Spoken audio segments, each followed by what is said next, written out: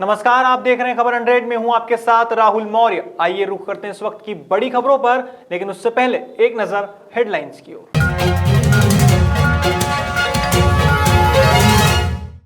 22 वर्षों में सबसे सर्द रही दिल्ली की लोहड़ी, उत्तर भारत में शीतलहर का अलर्ट।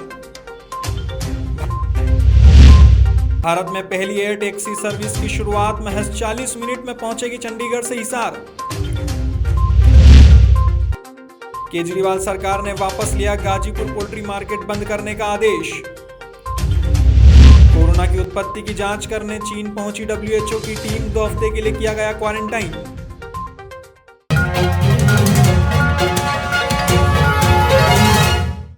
गुरुवार को कुशीनगर में शहीद जवान चंद्रभान चौरसिया की प्रथम पुण्यतिथि पर आयोजित हुए कार्यक्रम में फाजिल नगर क्षेत्र से विधायक गंगा सिंह कुशवाहा मुख्य अतिथि के रूप में शामिल हुए। यहां शहीद जवान को श्रद्धांजलि दी गई और मशाल जुलूस निकाला गया। बता दें, बीते साल जम्मू कश्मीर में भारतीय जवान चंद्रभान चौरसिया शहीद हुए थे। आज 1 साल के बाद एक कार्यक्रम का आयोजन किया गया, जिसमें तमकुही राज उप जिलाधिकारी सहित तुर्कपट्टी थाना प्रभारी व अन्य दलों से जुड़े लोग शामिल हुए और जवान को श्रद्धांजलि दी। मां शिप्रा किनारे विश्व प्रसिद्ध ज्योतिर्लिंग महाकालेश्वर के विराजमान होने से इस नगरी को धार्मिक नगरी का सौभाग्य प्राप्त है। प्रत्येक त्योहारों की शुरुआत उज्जैन में बाबा महाकाल के आंगन से होती आई है। आज भी मकर संक्रांति के मौके पर शिप्रा नदी पर पूजन अर्चन हेतु भक्तगण पहुंचे। यहां कैबिनेट मंत्री मोहन यादव ने भी विधि पूर्वक शिप्रा का तिल व दुग्ध से पूजन अभिषेक किया और देश एवं प्रदेश के लिए मंगल कामनाएं की। इस दौरान मंत्री मोहन यादव ने मीडिया से चर्चा के दौरान कहा कि कालगणना की नगरी होने के कारण उज्जैन से ही पर्व की शुरुआत होती है। वहीं वैक्सीन लगवाने के सवाल पर कहा कि पहले जरूरतमंदों को लगाना जरूरी है, अगर डोज बच गया तो हम भी लगवाएंगे। मकर संक्रांति पे आप अभी यहाँ पर आए हैं, पूजन किया, कितना खास महत्व और कितना खास दिन आपके लिए? वैसे तो सभी त्यौहार पर्व का महत्व है, लेकिन कालगणना की नगरी होने के कारण से मकर संक्रांति अर्थात आज से हिंदू शास्त्र के हिसाब से उत्तरायण चालू होता है, दक्षिणायन समाप्त होता है। तो कालगणना में हमारे वर्ष के अगर हिस्से करें तो एक वर्ष के 6 माह के हिस्से होते हैं, उत्तरायण और दक्षिणायन। इसके बाद हमारी 6 ऋतु होती है, जो 6 दूनी 12 के हिसाब से होती है। प्रत्येक मास 12 मास हमारे होते हैं। 15 दिन का पखवाड़ा होता है और 1 दिन के 24 घंटे। और ये जो नीचे की त्रुटि अगर कालगणना की दृष्टि से देखा जाए तो ये 27.5 त्रुटि पे हमारा जाके सेकंड का एक हिस्सा समाप्त होता है। अर्थात काल की अत्यंत महत्ता है। जीवन में जन्म से लेकर मृत्यु तक का परमात्मा ने सबका काल नियत किया है, इसलिए उस काल में हमसे जितना बन सके उतना अच्छा करने के लिए मकर संक्रांति के पर्व का महत्व होता है। छिपरा के किनारे पूजा पाठ करके हमने ये अपने कार्यकर्ताओं के साथ ये आनंद लिया है। अगर कल से दान धर्म, सवेरे गौशाला में गौ की सेवा, ये लगातार कर्म जारी है। पूरा नगर उल्लास और वातावरण में आनंद महसूस कर रहा है। पूरे देश में हिंदू धर्म के हिसाब से अब कोरोना का काल समाप्त हुआ तो उत्साह उमंग बना है। लगभग गए साल फरवरी के बाद से वापस ये जो दौर आया है, ये पूरे सब में एक नई जीवन प्रेरणा देने लायक है। इसके माध्यम से हम महसूस कर रहे हैं कि परमात्मा कृपा बरसा रहा है। नई वैक्सीन भी आ गई है, कोरोना का कष्ट दूर हो रहा है। अब आज के बाद उम्मीद करेंगे कि सारे जीवन के वही क्रम वापस जारी हो जाएंगे। सभी मंगल पर्व मनाने से लेकर के सभी विवाह शादी और प्रत्येक कर्म बहुत आनंद से मनाए, यही मैं प्रभु से कामना करता हूँ। सर, आपने कहा वैक्सीन आ गई है, ऐसे में आप कब लगाने जा रहे हैं वैक्सीन? हमने सबने तय किया है कि पहले जिनको ज़रूरत है वो लगाए और उसके बाद डोज बचेगा तो हम लगाएंगे। खास करके कोरोना वॉरियर्स जो हमारे हेल्थ से जुड़े हुए लोग हैं, पब्लिक सेक्टर के लोग हैं, वो पहले इसका उपयोग करें। उसके बाद में अगर एक्सेस रहेगी तो हम सब भी लगाएंगे। लेकिन उम्मीद कर रहे हैं कि जिनको पहले ज़रूरत है, जो रोज़ खतरे से खेलते हैं, उनकी हम माननीय मुख्यमंत्री के साथ बैठकर हमने निर्णय किया कि पहले पक्ष उनका होना चाहिए, उनकी जीवन ज़्यादा सुरक्षित होना चाहिए। उसके बाद हम सब लोग पूरे समाज को प्रेरित करेंगे, हम भी लगाएंगे। फ्रंटलाइन लोगों की बात हुई है, स्वास्थ्य कर्मियों की बात हुई है, क्योंकि मीडिया कर्मियों का एक बड़ा समूह है प्रदेश में, देश में, और वो भी फ्रंटलाइन सैनिक के रूप में काम कर रहे हैं। ऐसे में उनको भी जरूरत है कि वैक्सीन उनको भी पहले दिया जाए।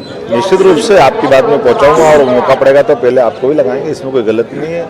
वैसे तो मैंने कहा कि हेल्थ के डिपार्टमेंट के अलावा भी कई सारे ऐसे मोर्चे हैं जिसमें प्रेस भी एक अहम मुद्दा रखता है, जहां इसकी तुरंत आवश्यकता है और उनकी जान की सुरक्षा करना ये हमारा सबका दायित्व है। हम उसमें प्राथमिकता के रूप में निश्चित रूप से प्रेस को भी रखने वाले हैं। सर एक आखिरी सवाल, पूर्व मंत्री सज्जन सिंह वर्मा ने एक विवादित बयान दिया है। उन्होंने कहा है कि 15 साल की लड़कियां कम से हो जाती है, शिवराज सिंह चौहान 21 साल की लड़कियों की शादी की बात कर रहे हैं। क्या उनकी मानसिकता, किस तरह से बातें कर रहे हैं? देखिए, मैं मान के चलता हूँ कि ये गैर जिम्मेदाराना बयान है। इसमें सज्जन भैया से मैं व्यक्तिगत रूप से फ़ोन पे भी बात करूँगा।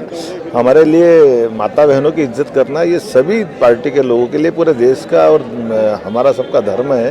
हम उनके बारे में अगर इस ढंग की बात कहते तो ये किसी प्रकार से उचित नहीं किया जा सकता। मकर संक्रांति के पर्व पर पतंगबाजी करने का विशेष महत्व है, लेकिन चाइनीज धागों के बेचने पर प्रशासन ने प्रतिबंध भी लगाया हुआ है। ऐसे में इंदौर के मलारगंज थाना पुलिस को क्षेत्र में एक दुकान पर चाइनीज धागा बेचने की सूचना मिली, जिस पर कार्रवाई करते हुए पुलिस ने उक्त दुकान पर चाइनीज धागा बरामद किया। एएसपी प्रशांत चौबे के अनुसार दुकान संचालक पर 188 के तहत प्रकरण दर्ज किया गया है। ये धारा 144 के अंतर्गत बैन जो चाइनीज डोरे हैं उस पर एक दुकान पर विक्रय करना पाया गया था। सूचना पर एक जो दुकानदार है उस पर कार्रवाई करते हुए 4 उसमें जो उसके बंडल्स हैं बरामद किए गए हैं और 188 की कार्रवाई इसमें की गई। गुरुवार को अलीराजपुर में 1 करोड़ की लागत से बने अत्याधुनिक अटल बिहारी वाजपेयी बस टर्मिनल का शुभारंभ क्षेत्रीय सांसद गुमान सिंह डामोर ने किया। इसके बाद बस स्टैंड पर स्थापित श्री अटल बिहारी वाजपेयी की मूर्ति का अनावरण भी किया गया और बसों को हरी झंडी दिखाकर रवाना किया गया। इस मौके पर सांसद गुमान सिंह डामोर ने कहा कि उक्त अत्याधुनिक बस स्टैंड को ज्यादा से ज्यादा हाईटेक व सुविधायुक्त बनाने के लिए जो सहयोग लगेगा, हमारी सरकार द्वारा उसे प्राथमिकता से किया जाएगा। इस कार्यक्रम में कई प्रबुद्ध जन उपस्थित रहे। गुरुवार को मनावर के गंधवानी में मकर संक्रांति के अवसर पर संस्था एक पहल ने उमंग पतंग उत्सव का आयोजन किया। गंधवानी क्षेत्र में इस तरह का यह पहला आयोजन था, जिसे संस्था के संरक्षक पूर्व मंत्री व गंधवानी विधायक उमंग सिंघार ने आयोजित किया था। इस मौके पर विधायक उमंग सिंघार ने कहा कि इस प्रकार के आयोजन होते रहना चाहिए, जिससे युवाओं में खेलों के प्रति रुचि और उत्साह हमेशा बना रहे। बता दें, इस आयोजन में प्रथम, द्वितीय, तृतीय सहित कई सांत्वना पुरस्कार भी वितरण किए गए। इस दौरान कार्यक्रम में कई प्रबुद्ध जन मौजूद रहे।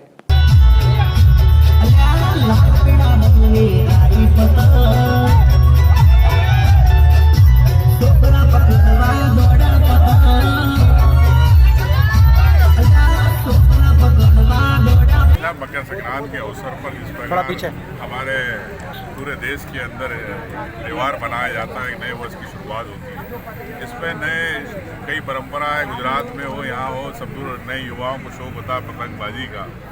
तो इस बार यहाँ पे प्रयास किया ताकि गांव के लोग सब मिले, आपस में सौहार्दपूर्ण रहे, नववर्ष की शुभकामनाएं के साथ, यही उद्देश्य था। संस्था एक पहल के माध्यम से पहले भी इस प्रकार के कई आयोजन युवाओं के लिए आपके द्वारा किए जा चुके हैं, तो इसका मूल उद्देश्य क्या है?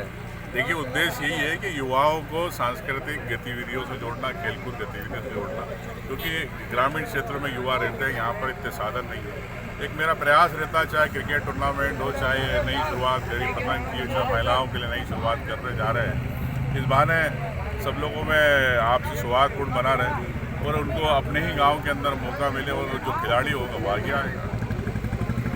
ठीक है। मध्य प्रदेश में शिवराज सरकार द्वारा आमजन के हित में चलाए जा रहे अभियान के तहत देवास जिला प्रशासन की टीम ने औद्योगिक क्षेत्र के विप्पी तेल कंपनी पर कार्रवाई की है। यहां खाद्य अधिकारी सुरेंद्र सिंह ठाकुर और तहसीलदार पूनम तोमर जांच दल के साथ पहुंचे।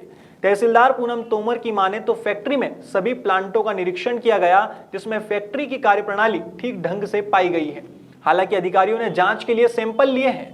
वहीं विप्पी फैक्ट्री के मैनेजर दुबे ने बताया कि समय समय पर ऑयल टैंक की सफाई की जाती है। बता दें, इस कार्यवाही के बाद से ही मिलावटखोरों में हड़कंप मचा हुआ है। हम लोग वामा ऑयल रिफाइनरी है, यहाँ पर हम लोग सोयाबीन का ऑयल जो है वो रिफाइन होकर ऑयल पैकिंग होता है और सोयाबीन की बड़ी जो है वो बनती है। तो इसमें चूँकि अभी मिलावटी चीज़ों का अभियान का समय चल रहा है, इसलिए हम यहाँ पे इसकी जांच के लिए आए हैं।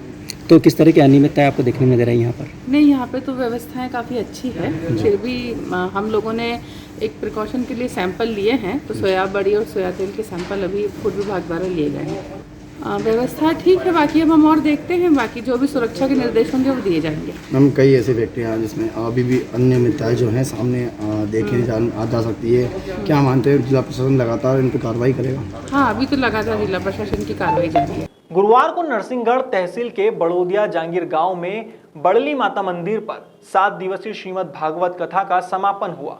इस मौके पर क्षेत्र के सैकड़ों श्रद्धालु कथा सुनने पहुंचे। बताया जा रहा है कि बड़ली माता मंदिर पर 8 जनवरी से श्रीमद् भागवत कथा का आयोजन चल रहा था, जिसका समापन आज हुआ।